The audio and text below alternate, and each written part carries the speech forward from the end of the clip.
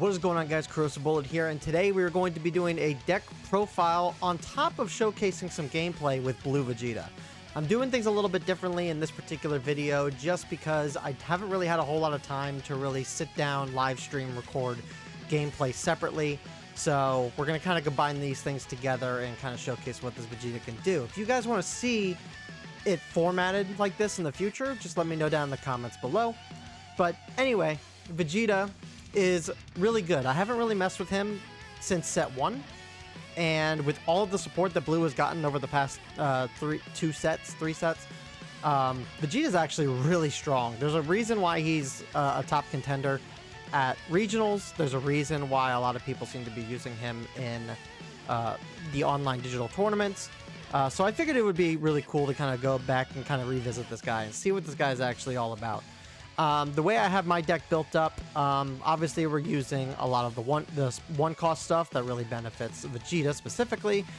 We got the Bulma here, which basically is, this Bulma is basically like Margarita in red, gives a Vegeta 10,000 power, and then you can combo her for an extra 10,000, giving 20,000 combo essentially. We utilize a lot of the removal options of bottom decking, with things like the Mai here. We got the Vegito, 3 of the Gohans. Obviously we got some of the double strikers too. Plus we have a couple Zenos here to kind of keep for like really bad matchups. We use him to kind of clear the board when necessary. Green specifically, he just helps to kind of keep a level playing field against green. Then there's a couple other options here too, like obviously we got the Videl. Videl we don't really use all that often early on. More so maybe get some use out of the mid game to maybe late game, especially if our Pilafs are all in the discard. Then we got Self Awakener Crit Vegito. He applies a good little bit of pressure on turn 2 and 3 when necessary. Just forcing your opponent to kind of crit out with an extra 5 cost goes a long way. Then we have a couple of the draw Zamasus, just for the extra draw power and staying power with him on board. Just makes it a little bit harder for our opponent to kind of keep our board clear. Then we got Secret Rare. Secret Rare is really good. This one's probably the second best Secret Rare in the game outside of the one in black, the Goku. And then we have one Goku Black here. We only use one on the off chance that we can't find our double strikers, and he's able to play some really good cards here, like the 4 cost Gohan's really good to play off of. Zamasu is obviously a really good package to throw with, and kind of go from there. And then 3 Gallic, 3 Sickles for control and defense. Maybe some blitz offense if we need to, but that's kind of what the deck is doing, or at least how I built it. Let's go over some games and see what this guy's actually able to do. Okay, so in our first up, we go up against this guy. He's running green androids. Blue is decently in a spot where... Blue is, weirdly enough, in a spot where they're actually able to kind of contend against green decently well. Obviously, green is still Blue's worst matchup, but Vegeta allows you to do some things that kind of keep him... that kind of allow him to, keep the board clear, especially with androids. They tend to build more on the wide side than they do on the tall side like they normally do. So going into this fight, we clearly decide to play as defensively as we possibly can. The longer we kind of keep our life pool up, the better it is to kind of be able to play against green, especially when the big hitters like Broly come in. Because obviously there's not much we can do when it comes to defending against 2 Broly attacks. So making sure that our life pool stays high does a lot in terms of us keeping the advantage against our opponent. And then if we have to take those hits, then we take those hits. But yeah, so I mean, it's the kind of standard back and forth going into this first couple turns here. We played the 1-drop Zamasu to kind of keep the board clear where possible. And we didn't have a Vegito, so we had no real way of getting rid of that. We had no real way of being able to get rid of the Android 18 that's on board. So we opted in to just get rid of the cantrip on bottom, and and then played the crit to kind of put some pressure in, and obviously he misplayed there. So now we end up pulling the Vegito. So now next turn we can focus on bottom decking that Android 18, because we know that they're destructive strengthing, as is the normal turn for androids. They decide to opt in and swing against the Vegito. I'd rather keep the pressure up, so I decided to put a couple extra cards in to kind of keep the board uncontested, right? Yep, so now we can play Vegito, but first we swing in with the crit, force a card out of their hand.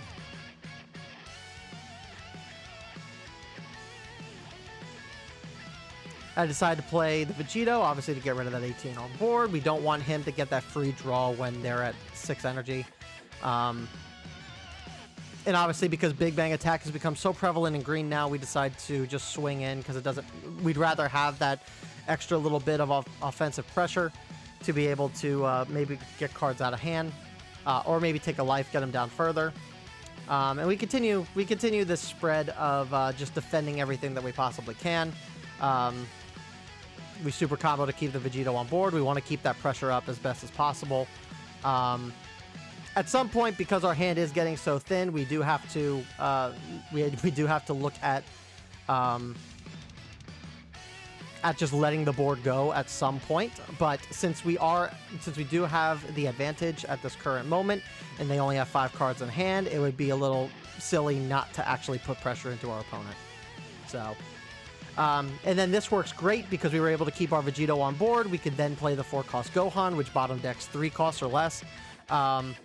And it's just a great combo to kind of have that. Normally you want to try and keep this guy up, but because, again, you have cards like Big Bang Attack that just take a card out of your opponent's energy to be able to remove a 5-cost or less, we decided to just swing in with this and keep it alive. And it ended up working out in our favor in this particular matchup. Yeah, so as you can see, now they're sitting at 5 cards in hand, and they decide to opt in to go down to 2, which is very dangerous for droids. At this point, we are really low on stuff to keep him defended, and we know Broly is on his way. So obviously, Broly's played. Nothing we can really do about this. He opts in to keep the board. He does this to kind of keep the board clear, which makes sense. And now we're kind of on the back foot, but we're at 7 life to their 2, so it really isn't all that bad. So we just get to go for the draw here. We play the secret rare, which will be at least 2 cards, if not super combos, out of hand each time that we swing with this. So we just got to keep that pressure up.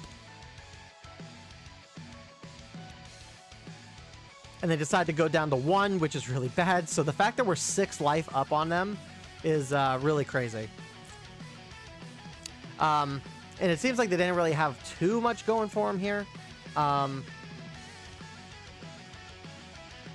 Because they keep destructive strengthening and just building up their energy when they don't really necessarily need to. But now we can actually go ahead and take some hits here. They swung with a Cell Jr., which makes a lot of sense for them. We're getting more super combos, which will help us later. And we awaken, and I think I opt to go down to 3 here, because I think we decide to go down to 3 here. Alright. So we did this to get a card out of hand, so we can get our Pilaf loop going a little bit. And we have our Gallic Gun in hand, so now we can play the Bulma, get some extra get some extra combo power out of that. And now we can go all in with all the combo we have, knowing full well that with 6 cards that they can use for combo, there's no way that they can really get out of this. As you can see, we went up to 150,000 to their 55. So that was just game at that point. So yeah, they're able to do really well against green now, which I think is really cool. So obviously this is not going to happen every time, depending on what your draws look like. I do have some matches where I drew like 5-0 combo cards or dead cards in hand at the end of the turn against green, and obviously that doesn't help us at all in the late game here. But you can now put yourself into a position where you can actually stay above green in this particular method. All right, so in this next one, we are going up against Bardock. And I think blue has a really good spot against black. Black right now kind of has some generic cards that are good for what it's doing at this current moment. But it doesn't really do anything like unique or specific to itself outside of the energy marker gimmick. So in terms of being able to play against the bottom decking potential of what blue and specifically my deck is able to do, unfortunately this Bardock isn't able to do a whole lot to us other than swing in and get the occasional KO or the occasional lockdown of cards on the field. So once again, we kind of go into the standard early game turns where it's kind of back and forth. You play a cantrip, you do this, you do that, exchange some, you would do a little bit of exchanging in terms of life. Nothing too crazy, really. Cards that could be a little detrimental to us in this particular matchup. I mean, 10 times Kamehameha is able to remove like our 3-cost and 2-cost crits, remove some of our peel-off potentials and whatnot. Obviously, the secret rare is always going to be a little hard to get around if you don't remove it, but we get so much removal that it's not all that hard for us to really be able to get around. So yeah, in this case, we opted not to really do anything with this Vegeta, because if he ends up playing the secret rare this turn, then at the very least we can... if he plays a secret rare at this turn, we can at least like bounce it back to hand or bottom deck it with the Gohan. But clearly he doesn't do that. So at this point, we're just kind of like defending what we're able to defend. That double attack Bardock is actually really strong. So yeah, this now allows us to take our opponent down to 4.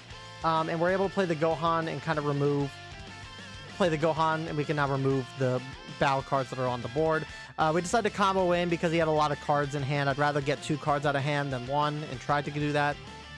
And 2 30k swings is pretty strong, so I just opt in for that. He goes down to 3. If I remember correctly, this Bardock actually like he kind of let attacks go through too often. He probably should have played a bit more defensive than what he was. Here he plays the secret rare, obviously. And obviously the secret rare can be very detrimental and problematic because it allows him to basically play cards out for free that are able to get the coin back. Not for free, but able to get... they're able to get that marker back and play stuff for cheaper while also being able to get a draw at the end of the turn. Like we're on turn 6 or 7 here, and like he's still at like 11 cards in hand. So... But yeah, but in this particular strat, I think we end up playing. I'm pretty sure we end up playing the secret rare to bounce him back to hand. Yeah, just making sure that he stays removed off the board does a lot against black. While that card is really good, and while it should be run in every black deck, I feel like playing that secret rare back to back to back. Unless you're able to keep them on board, like playing them back to back feels very slow for black to be able to like bounce back from. So, yeah, obviously bumping them back to hand is not the biggest deal. 0 combo in hand doesn't really do anything much for them. But now we just kind of go to town on our opponent. We have 25k swing, 2 30k swings, and then our leader swing. Obviously, he is opting to go just down to 2 here. He supers out of that, which is perfectly fine as well. Any resisting destinies there to kind of get over and be able to replace itself, which is pretty good. So being at 2 energy here and then being at 11 cards, he's opting to kind of go for our life as opposed to not. We kind of take this hit because we're at 4, going down to 3, like we're fine. We're not in threat of double strike. For some reason, he does play the double strike here. I don't know what the plan was in this particular matchup here, but we can go down to 1 because now we're able to kind of do like we have so many swings that we can just put in. Like it doesn't matter. It doesn't matter what our plan is here. And now he's down to 6 cards.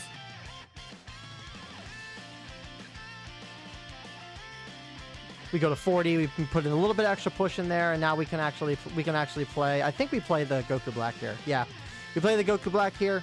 Get a free 40k swing off, and then we play the 4-cost Gohan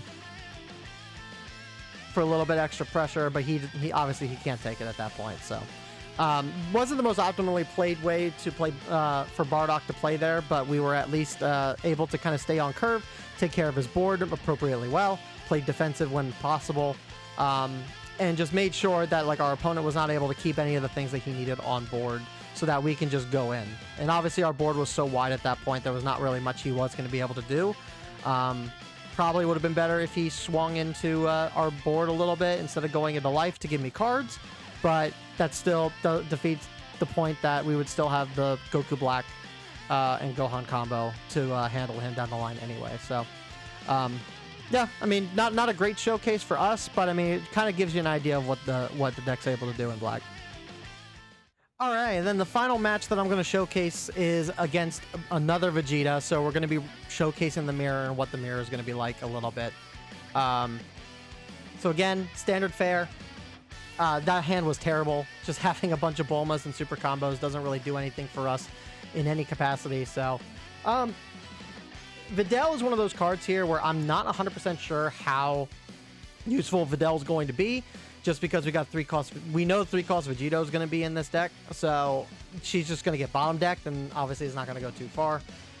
So we opt to charge one. Doesn't make sense to keep a 0 combo in hand when it doesn't help us in that direct moment. But we do hold on to the 1 just in case. Yep, so we decide to bottom deck. Obviously, we want to try and keep our opponent's board as low as we possibly can, just because these types of matches can get extremely long-winded with your opponent kind of you're responding by to your opponent by bottom decking. They're reciprocating that in kind, and it just makes it a little bit hard to kind of do that.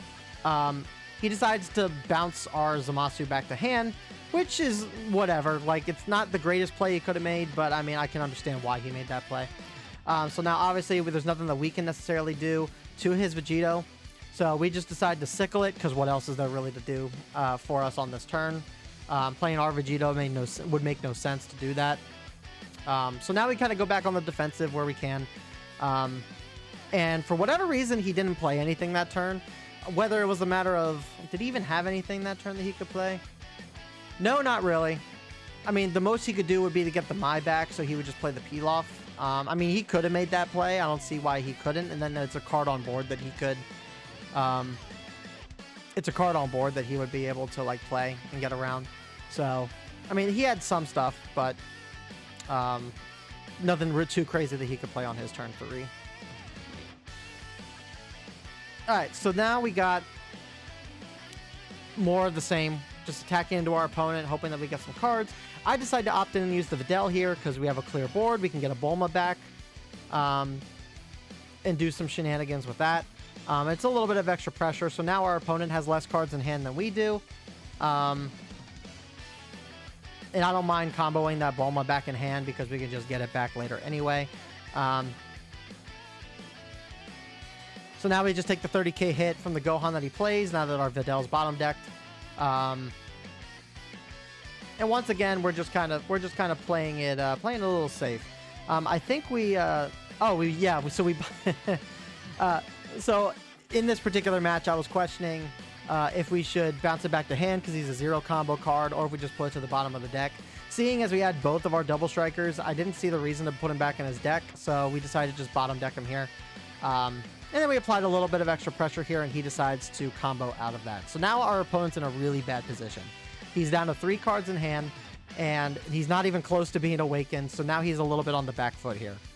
And since he's so far ahead and we have a decent presence and like hand size, and we have a pretty decent hand size, so I decided to go up to 4, or go down to 4, and just block out of this attack.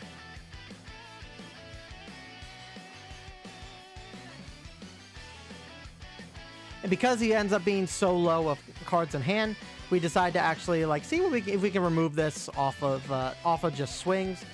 He'd have to give us a card to kind of get out of this, maybe 2. So I put a little bit of 50 to clear off there. He decides to let it go, and that's perfectly fine. And I decide to repeat the play that I had last time and just go in with a double striker, get him down to 5. And I'm comfortable with this, him staying at 5 energy, or 5 cards in hand, 5 life. Not really much that he can really do except play for like a 2-cost crit Vegeta in this particular matchup. And this is a really cool play, playing the 3 cost and then Sinister Sickling down. I thought that was really smart. Went down to 3 because 3 is the sweet spot. But now we can actually play just another double striker right after this. Like, our hand advantage is so much better than our opponents right now, and I always love doing the 5 to 3 play. And we have a little bit of extra energy left over where we can, like, recur some stuff back to hand. So, he decides the Zeno, which is not the worst thing for him to do there. It gets rid of our extra combo peel-off, and it gets rid of our double striker, which is already kind of put him on the back burner so far anyway. So, but we have plenty of cards in hand that we can kind of play defensive if we need to. Not the biggest deal. He does keep the Zeno up. I believe he wants just to keep the extra combo power. So now we can just kind of press our opponent.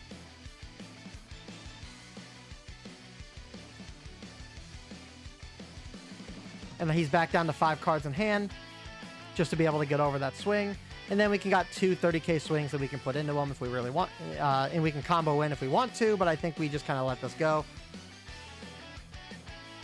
Yeah, so he goes down to 1. So we're in a pretty good advantage. He got his hand back, but he's going to have to really put a lot of effort in to kind of get us down. He plays the Goku Black, which the Goku Black is not the biggest deal. It allows it's an easy hit. We know we're not getting double strike. We have plenty of combo power in hand to kind of get around this.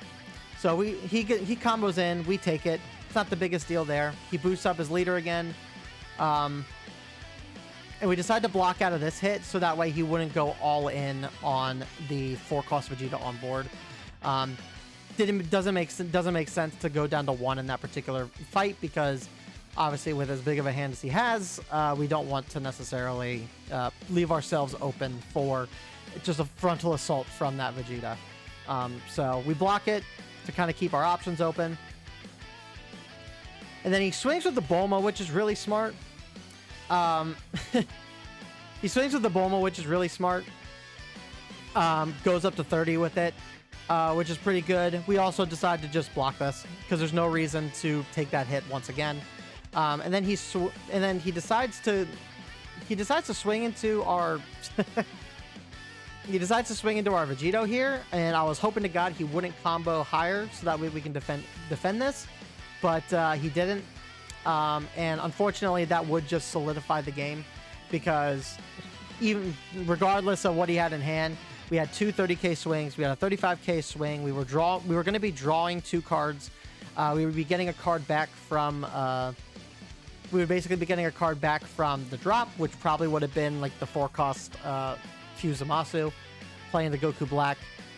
We just had so much like tall end like stuff on the board that it wasn't going to be enough for him to be able to combo out of everything. So that was just it was just GG's.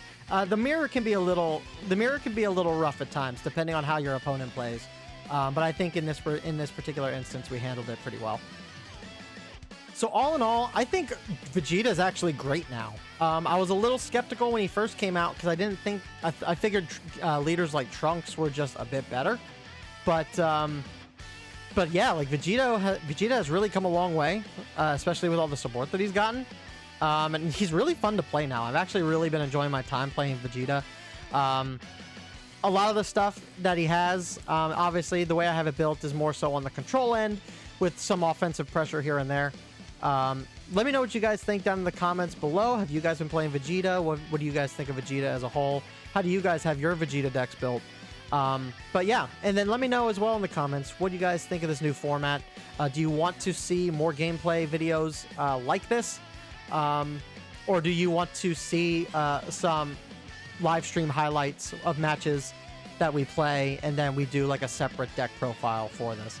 Let me know down below in the comments below. If you like the video, please consider liking and then subscribe to the channel if you want to see more, and I will see you guys all in the next video. Peace.